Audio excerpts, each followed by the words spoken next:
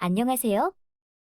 오늘은 볼록 렌즈에 의해 물체의 상이 어떻게 변화하는지 이해해보고 실험을 통해 상이 변하는 과정을 관찰해 볼 거예요.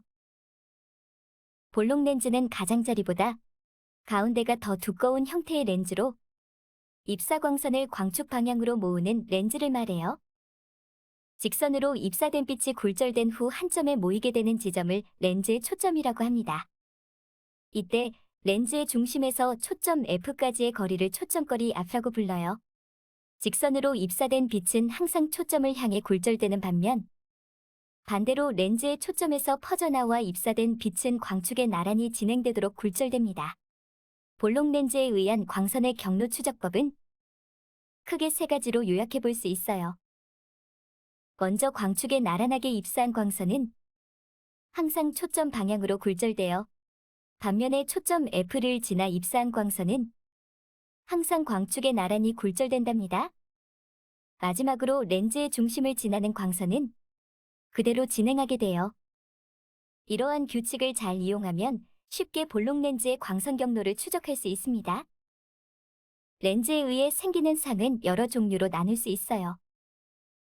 먼저 실상과 허상으로 상의 형상을 나눌 수 있는데 실상이란 렌즈에 의해 굴절되어 빛이 실제로 모여서 만들어지는 상이에요. 이러한 상은 빛이 모이는 지점에 스크린을 놓으면 상이 맺힙니다. 반대로 허상은 빛이 실제로 모여서 형성되는 게 아닌 굴절된 광선의 연장선이 모여서 만들어져요. 이런 허상은 스크린에선 상이 맺히는 것을 관찰할 수 없는 상입니다. 하지만 렌즈를 직접 눈으로 바라보면 렌즈에 맺힌 허상을 관찰할 수 있답니다. 이 원리를 통해 망원경이나 현미경으로 물체를 확대해서 볼 수 있는 거랍니다. 반대로 스크린에 상을 맺히게 하는 실상은 그 성질을 이용하여 카메라를 만드는 데 사용할 수 있답니다. 또 다른 렌즈상의 분류로는 적립상과 도립상이 있어요. 적립상은 상의 방향이 물체와 같은 상을 말합니다. 볼록 렌즈에서의 적립상은 상이 허상일 때만 적립상이 나타날 수 있답니다. 도립상의 경우 상의 방향이 물체의 방향과 반대인 상을 도립상이라 말해요. 볼록 렌즈에서 실상은 모두 도립상으로 나타나게 된답니다. 그럼 상이라는 건 정확히 어떻게, 어디에 맺히게 되는지 좀 더 알아볼까요? 앞서 알아봤던 광선의 경로 추적법을 이용하여 광선을 그렸을 때 최소 2개의 광선이 겹치는 점이 상이 맺히는 위치가 되겠어요. 만약 굴절된 렌즈의 광선이 아무것도 교차하지 않는다면 실상이 아닌 허상이 생기는 것이 되므로 연장선을 그려 허상이 생기는 위치를 알 수 있습니다. 좀 더 나아가서 물체와 렌즈 사이의 거리에 따라 어떤 상이 맺히게 되는지 알아봅시다. 먼저 물체가 초점보다 멀리 있을 때를 알아볼게요. 물체와 렌즈 사이의 거리가 초점 거리 F보다 2배 멀리 있을 경우 물체보다 작으면서 거꾸로 뒤집힌 도립 실상이 생깁니다. 물체와 렌즈 사이의 거리가 초점 거리 F의 정확히 2배일 경우 물체와 같은 크기의 거꾸로 뒤집힌 도립 실상 생깁니다. 물체와 렌즈 사이의 거리가 초점 거리 F보다는 크고 초점 거리의 2배보다는 작을 때 물체보다 크면서 거꾸로 뒤집힌 도립 실상이 맺힙니다. 이번에는 물체가 초점보다 가까이 있을 경우를 알아볼게요. 물체가 초점보다 가까이 있을 때는 물체보다 크고 똑바로 선 적립 허상이 맺히게 됩니다. 이처럼 물체와 렌즈의 거리와 렌즈의 초점 거리에 따라 맺히는 상의 형상이 달라지는 것을 알 수 있는데요. 아까 말했듯 실상에서는 도립상만이, 허상에서는 적립상만이 나타나는 것을 확인해 볼 수 있네요. 아이러니하게도 실제로 빛이 모여 맺히는 실상에선 현실과 반대의 형상으로 그렇지 않은 허상에선 현실과 동일한 방향을 가지고 나타나게 되네요. 실상과 허상 그리고 도립상과 적립상이 무엇인지 이젠 잊어버리지 않을 수 있겠죠? 그럼 이제 렌즈의 초점 거리와 물체의 거리에 따라 상의 크기는 정확히 어떻게 변하는지 궁금할 수 있을 거예요. 렌즈 방정식을 이용하면 거리에 따른 상의 크기를 계산할 수 있어요. 렌즈 방정식은 렌즈와 물체 사이의 거리가 a고 렌즈와 상 사이의 거리가 b이며 렌즈의 초점 거리가 r일 때 다음과 같은 관계식이 성립해요. 이 공식과 렌즈에 의한 광선들의 관계를 이용하면 물체의 크기와 상의 크기의 비율을 알 수 있어요.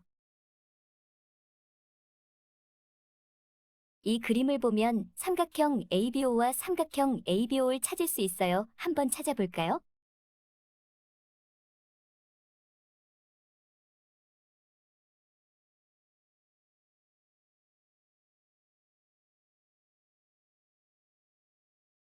어때요? 다들 찾으셨나요? 이 두 삼각형은 서로 닮음이기 때문에 이 삼각형의 크기의 비율이 곧 물체와 상의 크기의 비율이 되는 것을 알 수 있어요. 삼각형 크기에 대한 비율과 서로 대응되는 각 삼각형의 한 변에 대한 길이의 비율도 같다는 거 아시죠? 이를 이용하여 렌즈와 상의 거리를 b라고 하고 렌즈와 물체와의 거리를 a라고 한다면 렌즈와 상의 거리 b를 렌즈와 물체의 거리 a로 나눈 값의 절대값이 물체와 상의 크기의 비율이 된답니다. 지금까지 볼록 렌즈의 특징과 볼록 렌즈에 의해 형성되는 상에 대해 알아보았어요. 어렵지 않죠? 하지만 설명만 들어서는 렌즈에 의해 상이 어떻게 만들어지는지 상상하기 쉽지 않을 거예요. 간단한 퀴즈와 실험을 통해 볼록 렌즈를 확실히 정복해 봅시다.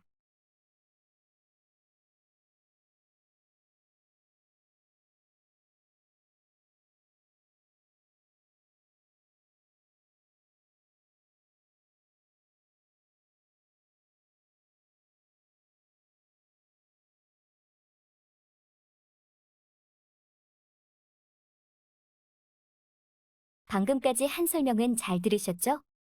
지금부터는 앞에서 설명한 내용들을 직접 실험해 볼 거예요. 테이블 위에 필요한 도구들을 준비했으니 하나씩 알아보면서 실험을 진행해 봅시다. 먼저 테이블 중앙을 볼까요? 중앙에 있는 긴 레일은 광학대예요. 이 위에 광학 실험을 위한 다양한 도구들을 설치하는 게 가능하답니다. 우선 왼쪽 끝을 보면 십자 형태의 빛을 발생시키는 광원 도구를 볼 수 있어요. 이 도구에서 빛이 방출되고 중간에 있는 렌즈에 의해 굴절되어 반대편 스크린에 상이 맺히게 된답니다. 이 도구는 고정을 시켜 두었기 때문에 움직일 수 없어요. 대신 가운데를 보면 렌즈와 렌즈 스탠드를 볼 수 있어요. 한번 렌즈 스탠드를 잡고 좌우로 움직여 볼까요? 잘하셨어요. 렌즈 스탠드를 움직여서 렌즈의 위치를 바꾸게 된다면 상이 맺히는 위치와 상의 형태와 크기가 바뀌게 되겠죠? 그 다음으로 오른쪽을 보면 스크린이 있어요. 이 스크린에 최종적으로 상이 맺히게 된답니다. 마찬가지로 움직일 수 있어요. 이번에도 좌우로 한번 움직여 볼까요? 좋아요. 스크린을 움직이게 되면 렌즈와 스크린 사이의 거리가 바뀌게 되어 상의 형상이 달라지게 되겠죠? 정확한 위치의 스크린이 위치해야만 선명한 상이 맺히게 될 거예요. 현재 레일 위에 렌즈와 스크린의 위치에 대한 정보는 앞에 보이는 렌즈 정보 표시판에서 확인할 수 있어요. 이 표시판에서는 렌즈의 초점 거리, 렌즈와 광원 사이의 거리, 렌즈와 스크린 사이의 거리를 표시해 준답니다. 이 정보를 토대로 선명한 상이 맺히는 지점을 잘 찾아보세요. 이제 광학대의 앞쪽을 봐볼까요? 여기에는 버튼이 여러 개가 있는데 이 버튼들은 렌즈의 초점 거리를 변경하는 버튼이에요. 빨간 버튼은 렌즈의 초점 거리를 늘리고 파란 버튼은 렌즈의 초점 거리를 줄여요. 한번 빨간 버튼을 눌러 초점 거리를 늘려볼까요? 잘했어요. 표시판을 보면 초점 거리가 늘어났죠? 이번에는 반대로 초점 거리를 줄여볼게요. 파란 버튼을 눌러보세요. 잘했어요. 파란 버튼을 누르니 초점 거리가 줄어든 것이 보이죠? 이제 거의 다 왔어요. 마지막으로 렌즈의 개수를 늘려볼게요. 고개를 돌려 왼쪽에 있는 버튼이 보이시나요? 이 버튼을 누르면 렌즈의 개수를 2개로 늘릴 수 있답니다. 한번 눌러보세요.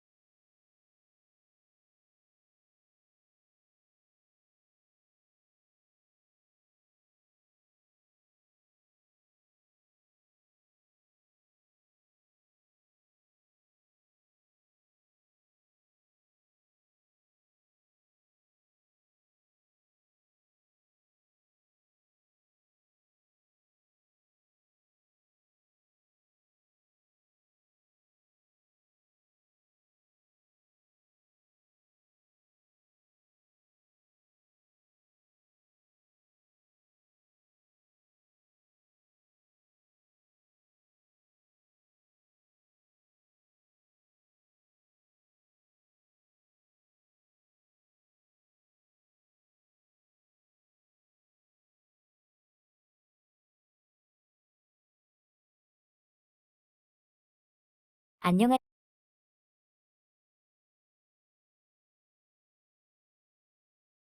방금까지 한 설명은 잘 들으셨죠? 지금부터는 앞에서 설명한 내용들을 직접 실험해 볼 거예요. 테이블 위에 필요한 도구들을 준비했으니 하나씩 알아보면서 실험을 진행해 봅시다. 먼저 테이블 중앙을 볼까요? 중앙에 있는 긴 레일은 광학대예요.